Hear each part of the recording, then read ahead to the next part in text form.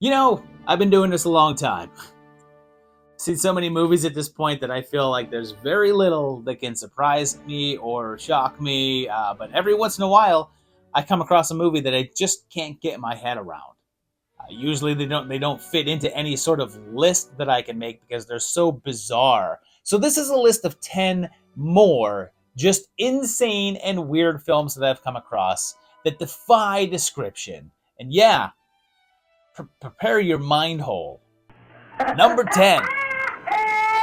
Let's start with the super low budget affair from 1981, Alien Beasts, which was also called Mutant Massacre and was shot on glorious video. The movie begins with you being able to hear the director. He's coming. And then this happens.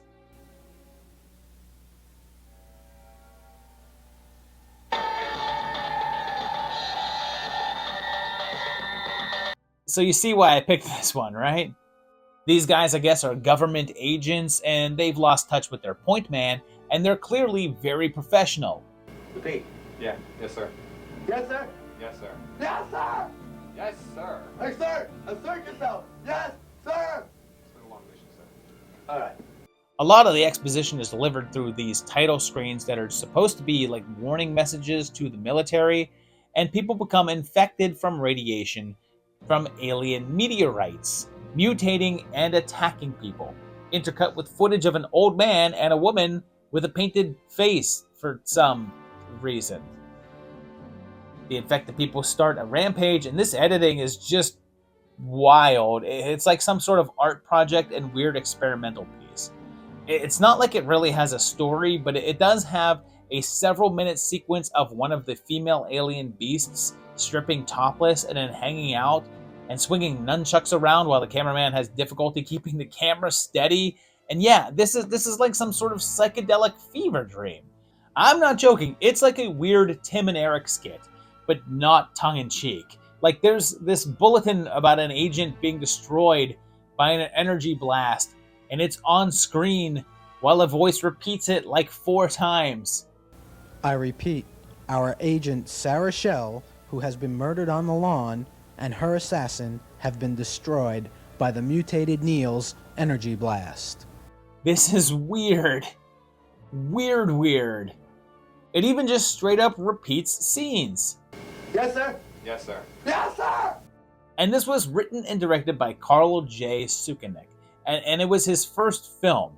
And he'd go on to a rather long career of making equally strange and surreal movies. And he even stars in this one as Commander Carl J. Suckling.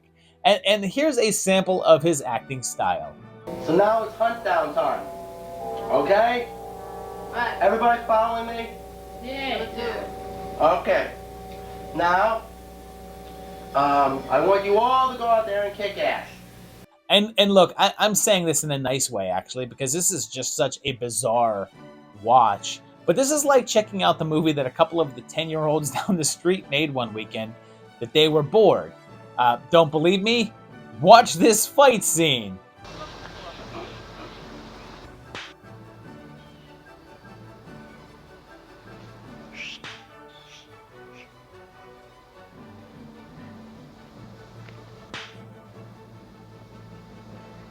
And yeah, without a doubt, one of the more insane films that you're gonna see. Period. And I'm kind of regretting putting this at number 10. Can I really top this for sheer weirdness? Oh yeah, I can. Number 9. Even if the contents don't end up being weird, I feel like the title qualifies it because we're looking at 2015's My Bloody Banjo. And the opening card says that a banjo is either the musical instrument or, well, what it says on the screen here. You have Peltzer Arbuckle here, who seems to be having sexual issues with his girlfriend, and he works at an office with Lawrence Harvey. And yeah, after Human Centipede 2, I can't see this guy the same way. But his boss is this guy, and this is Vito Trigo, who I mostly know from the reboot of Class of Nukem High. And he's pretty over the top here. Say it again! I'm reading paper. Say it with your balls! I'm reading paper. Arbuckle is picked on by everyone in the office and works with his lady friend and also his ex-girlfriend, who has a new douchey boyfriend. And for the first half hour, it's not that strange. It's just everyone being pretty horrible to Peltzer and to each other. But then things get bizarre when Dietz tries to inject him with something to stimulate his erection, and he has an adverse reaction to it and starts bleeding. And he has to stitch up his Master John Goodfellow, which everyone finds out about, so he pulls out a Fiji board and calls up Ronnie, his former imaginary friend, who's this guy with a puffy face. And he then starts influencing Peltz into doing some chaos and trying to get him to shoot up his entire office. Heads up that this is from Troma, and it definitely feels like a Troma film, but perhaps a bit more polished than usual, and even though it definitely has some gross out humor in it, it doesn't solely rely on that to get by. It's definitely weird, but it does have its own internal logic. Like everything that happens in this film seems like it makes sense in the weird world that it's created, and it's by Liam Regan. And he actually made a follow-up to this one that was also kind of weird, but a bit more streamlined in terms of plot, called Eating Miss Campbell, and featured a couple of recurring characters. It's enjoyable enough, like it's not great, and the whole penis thing seems a bit negligible to the plot, and may have just been included to have that over-the-top Troma thing going for it, but it's worth checking out. Number 8.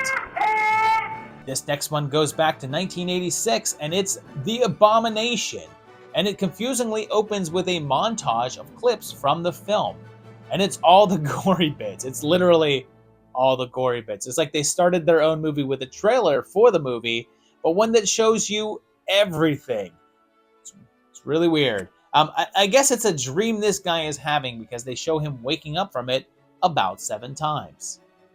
There's then a woman at a gravestone while a man tells his psychiatrist about a dream about being the Abomination and being forced to kill people. And then he backs the story up to his evangelist-obsessed mom. And one night, she coughs up a bloody tumor that goes in the trash. And this is where it starts to get pretty odd, as the tumor grows and I guess infects Cody, but then also grows into this puppet thing that starts eating people. And he's still coughing up more of them. And adding to the dreamlike nature of it is the fact that the entire movie is overdubbed. A lot of it is narration. Pretty pointless narration, since he's just basically describing what we're seeing on screen. But it was essential to do at ADR since it was shot on Super 8, a tiny film format that doesn't really have a sync sound option, although it's really cheap, which helps since this is very clearly low budget. Not too low budget though, because it has these awesome creatures in the house, looking like a discount deadly spawn monster. And they're pretty fun. And this is the work of Brett McCormick, sometimes known as Max Raven. And he's produced and directed a handful of silly, cheapo movies, including the equally weird Replicator, a movie that I will have to find some way to cover at some point because of how ludicrous that it is. But this was his very first film, and it's fairly insane, what with its disjointed dream narrative and psychiatric confession flashback format, and gets more and more abstract as it goes on. Abomination, which makes all things desolate. The abomination, which makes I am satisfied to be his servant. abomination, makes all things desolate. Desolate. The abomination, which makes The abomination, which makes all. Number 7. We're going to switch gears here and focus on a different type of strange, and you can tell from the title that it's going to be odd because it's 2007's Trail of the Screaming Forehead. It kicks off with Grandpa Munster encountering something odd in the woods, and there's a scientist who has a theory that we don't think with our brain, but with our forehead instead. And an assortment of oddball characters, including some sailors. And you can tell from the outfits and their manner of speaking, and the overall dialogue, that this is a sort of a goof on the monster flicks of the 50s and 60s, trying to emulate that overall style. And it's pretty damn accurate. Welcome to Longhead Bay. Can I help you? You certainly can, pretty missy. I'm Big Dan Frater. This is my fellow boat jockey and sidekick, Dutch the Swede Anacrumby. We're a couple of tired salts looking to stretch our sea legs and a nice stationary berth for the night. Amos shows up with a weird attachment to his forehead, and he also gives one to his wife. and the comedy is pretty great. Oh, hi, Millie. Fancy meeting you here. Not so strange, actually, since I work here. Well, not like work, since I really like books. I guess that's obvious, since I'm the town librarian. I mean, who could get closer to books than that? Oh, well, that's my fate, and I'm saddled with it, I guess. I know, because you're the librarian. You know, if I had $1 for every funny, strange thought that came to someone from out of the blue, I'd have a number of dollars. And Doc Latham decides to undergo an experiment to increase his forehead and therefore his intelligence. All the while that the alien foreheads are taking over the town. Yeah, it's pretty out there, and features cameos from the great Dick Miller, James Karen, and Kevin McCarthy. And if anyone else looks familiar, then you've probably seen The Lost Skeleton of Cadavra, an amazing low-budget film that also apes the old-school styling, that is also by writer-director Larry Blomeyer, who also acts in the film. This one was made in between the two Lost Skeleton films, featuring most of the same cast. And if you're a fan of those old B movies, you will love this. It's not as sharp as Lost Skeleton, and I'll admit that if you've seen that one, this sort of covers the same ground, but it's still pretty fun and has some silly effects going on as Doc Phillip transforms into a giant wrinkled super forehead creature. Number 6. Our next little oddity is a touch older as we bounce back to 1972 with Blood Freak. It begins with this guy, the director, Brad F. Grintner, as he introduces the film in a satin chemise, smoking a cigarette and sorta waxing philosophical. And you have Herschel here, who picks up Angel off the side of the road and takes her to a party. Her sister Anne is there and she's super religious, and Hirsch and Ainge start up a thing, and he says those words that every woman is just dying to hear. Why can't you be like your sister? And yeah, on occasion, like a cross between Hugh Hefner and Ed Wood, Grintner keeps popping in to basically explain the themes of the movies to us. And then here's where it goes like pretty off the wall. Herschel goes to find a job and ends up working at a nearby turkey farm. But it's hard work, and he starts to have really bad withdrawals. Like, you know, those really bad withdrawal symptoms that you get from marijuana. On the job, they feed him turkey, which causes him to freak out and have a seizure. And then it turns the corner because they think that he's dead, and they dump him in the woods. But of course, because of their experiments, he's not dead, and he makes his way back to Angel. But now he has a turkey head. Yeah, a turkey head. But he's still addicted to weed. And also, I guess goes back to Anne, and they have sex. And then we cut to Grintner again, telling us the importance of seeking help from God. Because, yeah, I guess as well as being a really weird horror film, as well as being an anti-drug PSA, it's also a Christian film. Now, you might be saying at this point, that doesn't really sound like a horror film. Like, sure, it sounds weird, but not really horror. Well, what if I told you that Turkey Head Herschel now survives by drinking the blood of other addicts? Addicts of the marijuana. And this is how it's shown.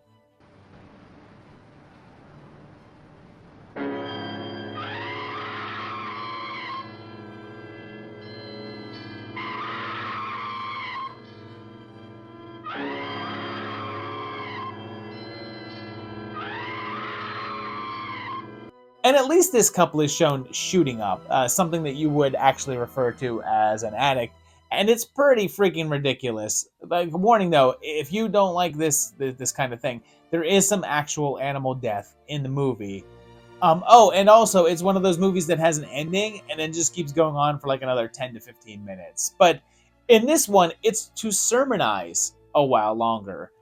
It's pretty damn bizarre. A religious propaganda film about a turkey-headed, blood-drinking mutant, and I know for a fact that it's a description that you've never heard.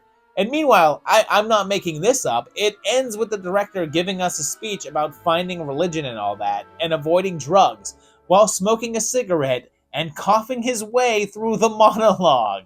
So, let's give a little thought to making our own story have a happy ending. Number 5. Let's check out a different type of strange now as we head to Indonesia for the excellently titled Jungle Virgin Force from 1988. A voiceover tells us about a jungle goddess who is intent on protecting her people, and we see her fighting a crocodile next to a waterfall, which is a pretty strong start to a movie. And her people are attacked by a group of cannibals. But this is actually set in present day, and there's a group of students that head out on an expedition to find a girl who crashed there in a plane when she was a baby. Along the way, they're beset upon by some treasure hunters that want the map they have, and oh, there's also witchcraft going on. Because you'll see things you've never heard of before. Oh! Well, I also hear things I've never seen before? Things go off the rails really quickly as they crash over a waterfall, and one of the students is caught, hung upside down, and has her head chopped off. Help! There's a snake in my boot! Weird. Sounds nothing like Tom Hanks. The cannibals attack and things get hairy. Bunyan, are you okay? Oh no. Lots of chaos and kung fu and violence occur, and it's all brought to you by Danu Ambara, who also did the classic 5 Deadly Angels, although this would go on to be their final film. It's really strange, because it's like someone took Cannibal Holocaust, but then threw in some Sheena, a dash of Indiana Jones, and also some magic for good measure. Mixed them all up and we're like, here, is this a movie? And it is! It's this wild, bizarro ride that doesn't really seem to quit. And even though you're sort of expecting some sort of sleazeball stuff with a title like Jungle Virgin Force, it's fairly tame in that aspect, but it's generally just as over the top as it sounds. Extra bits of shore delusion are the guy that's obsessed with getting the treasure and for some reason thinks that a bunch of snakes are trying to steal it from him, and a woman trying to stop them from sacrificing a baby, but she then fails and is burned with magic from within. Number 4. The last time that I did a list of bizarre flicks, there were a lot of suggestions to cover The Greasy Strangler. And you know, I think that one's pretty well known at this point, and I have to admit that I don't care for that one. So instead, I'm doing 1976's The Oily Maniac. So you know, it's almost the same thing. This one is from Hong Kong and has Shen Yuan here, who is kidnapped, and he's played by Danny Lee, the inframan himself. And when his uncle is imprisoned and given a death sentence for a crime he didn't commit, Shen gets desperate. Not to mention that everyone treats him like crap, but he finds a magic spell that causes him to dig up his basement and transform into the Oily Maniac. And he's like sort of more of a poop monster, but he can also turn into a puddle and slime under doors in order to reform on the other side. The music that plays as he's prepping to transform may sound a bit familiar.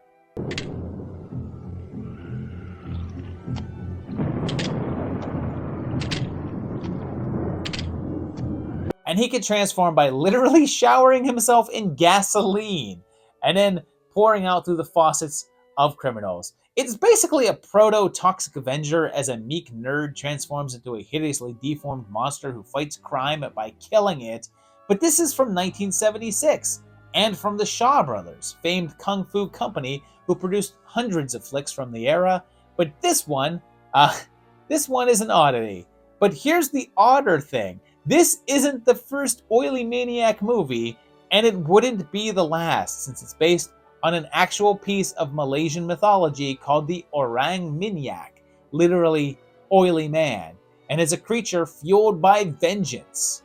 There was a movie from 1956 called Curse of the Oily Man, and others in 1958, and there would be more later on, like Orang Minyak from 2007, and this one might feel like some sort of wacky superhero tale, but then the Oily Maniac is just straight up murdering dudes by crushing their heads with bikes.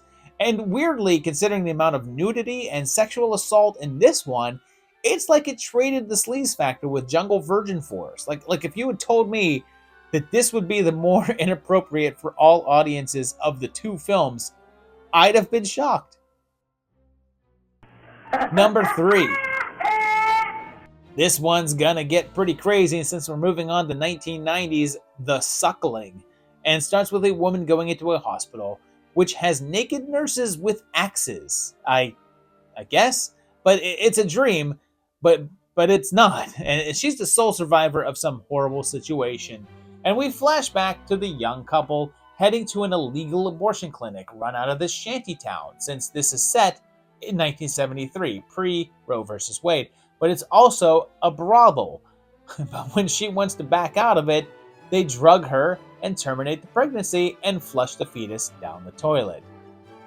There, it's exposed to toxic waste and begins to mutate, growing in size, and it begins seeking revenge, coming up through toilets and popping off heads. It gets stranger as it's keeping everyone in the house with these big flesh things, and then begins to get its revenge on basically anyone that gets in its way. And I guess this was also known as Sewage Baby, and was both written and directed by Francis Terry, and appears to be the only thing he was involved in. He's listed as an actor in the classic Flesh-Eating Mothers and a producer on a movie called Head Games, but no other writing or directing gigs. And the format of this one isn't that outlandish. In fact, as soon as it gets to the familiar plot of a group of people trapped in a house while a creature tries to pick them off one by one, it feels downright familiar. But it's the overall concept that gets it on here, because I'm not sure if you missed the first section of this entry, but this is a movie about a flushed fetus mutated by toxic waste and seeking revenge against the abortion clinic / brothel. IMDb says that it has a budget of around $50,000, which I'll be honest sounds like more than the movie looks, but I'll guess that the creature alone cost a solid $10,000, and it's pretty great looking. But the problem is that the middle of this movie is pretty meh. The insanity of the earlier scenes is just pulled all the way back, and it loses both its gross out factor and its quirky charm. Number 2. And now it's time for the sheer insanity that is 1996's Fatal Frames. And I don't know if you know about this one, but buckle up, because this is pure madness right here. Our tale begins with an old man making his grandson watch a snuff film, followed by a woman being murdered in an alleyway while being recorded. We then meet Alex, who's convinced to film the music video for up-and-coming Italian musical artist Stefania Stella, and Alex is played by Rick Gianassi, most known for Sergeant Kabuki Man NYPD, and this is pretty much one of the only other movies that he made. Everything is overdubbed, including this guy who magically talks without moving his lips. That's good, so you're learning Italian. That's good, so you're learning Italian. And the weirdness begins when the homeless man has a weird premonition from touching Alex's hand, and he meets Stefania, and here's part of why this is so odd. Stefania Stella is an actual person, an actual Italian singer and artist, and also, coincidentally, the director's wife. Yes, Al Festa decided that he wanted to make a film to showcase his wife's music and feature several music numbers, and also decided to make it in the style of classic Italian giallo. Unfortunately, as you'll soon see, none of that really works. That night, Alex witnesses another brutal murder of one of the dancers in the video, although the police believe that he may be involved. Vabbè, tu sei matto. Andiamo. No! Andiamo in centrale, dai. I'm telling you! Forza, cammina. We then get the first of the musical numbers featuring Stella, and it's, something.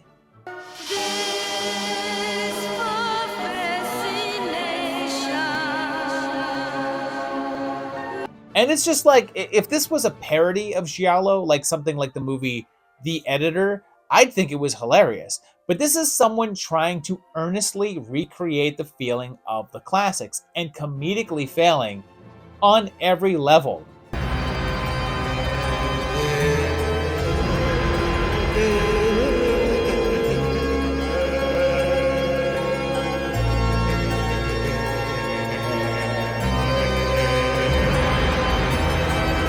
See? There's then the extremely over-the-top seance, and in order to cash in on the whole giallo vibe, they bring in David Warbeck. And we discover that the killings are similar to ones that occurred previously in New York, and claim the life of Alex's wife. And yeah, a lot of attention is given to these insane video shoots.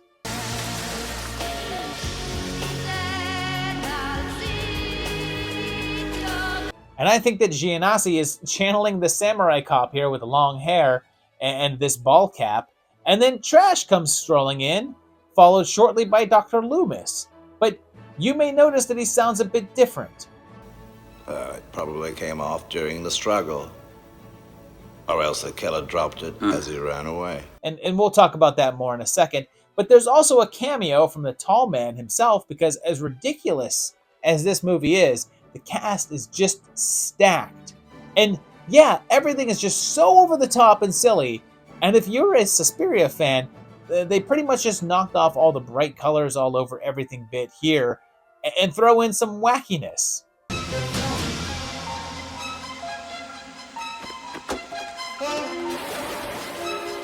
And here's the weirdest thing. This is Donald Pleasence's final film.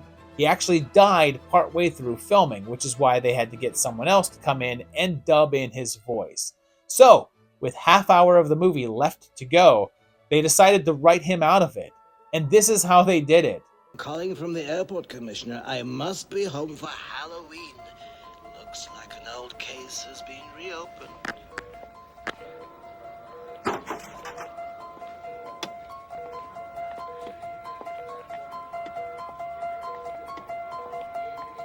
And this one is insane because it's just so all over the place with the plot, the style, the performances, everything. It falls into the, oh my god, everything is so terrible that it has swung back into being amazing for me.